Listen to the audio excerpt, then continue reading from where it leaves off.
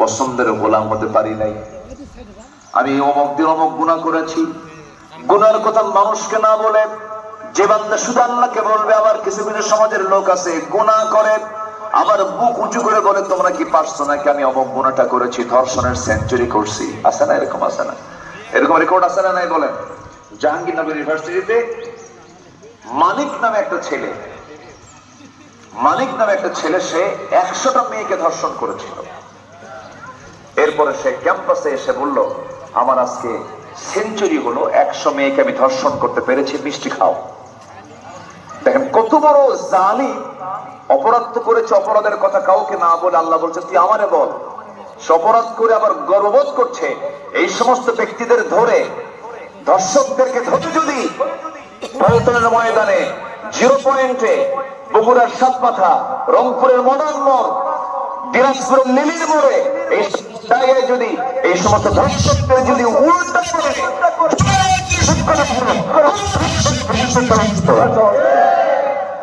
রামিসা চাপা পড়ে যাবে, তনু চাপা পড়ে গেছে।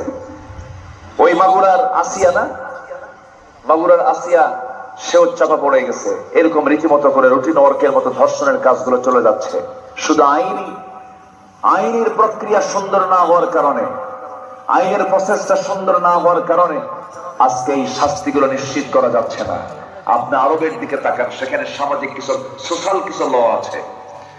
এমনকি আপনি সিঙ্গাপুর, মালয়েশিয়া অথবা আপনি ওয়েস্টার্ন ইউরোপ, আমেরিকার আইনের দিকে তাকান, সেখানে যদিও ফ্রি সেক্স কিছু কান্ট্রি আছে, নারী পুরুষ উভয় সম্মতি থাকে, এটা জায়েজ ওদের। কিন্তু যদি কেউ জোরপূর্বক কোন পুরুষ কোন নারীর দিকে যদি লোলুপ দৃষ্টি তাকায়, অথবা যদি রেপের মতো, ধর্ষণের মতো যদি অপকর্মে জড়িয়ে পড়ে, কোনো বিধান নাই, সেখানে শুট করে তাদেরকে হত্যা করা হয়। কিন্তু আমার দেশে ধর্ষণ করে পৃথিবীতে বেঁচেই থাকে, আর ধর্ষিতা ধর্ষকের আগে দুনিয়া থেকে বিদায় নিয়ে নেয়। এটা অত্যন্ত দুঃখজনক অধ্যায়।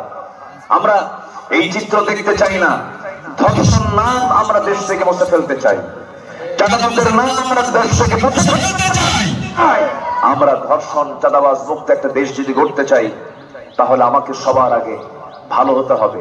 আমরা বিনয়ী হব, আমরা অজ্ঞদের সঙ্গে তর্ক বিতর্ক করব না, রাত জেগে জেগে সেজদায় কিয়ামে চোখের পানি ফেলে ফেলে কাঁদবো, এবং অপচয় করব না।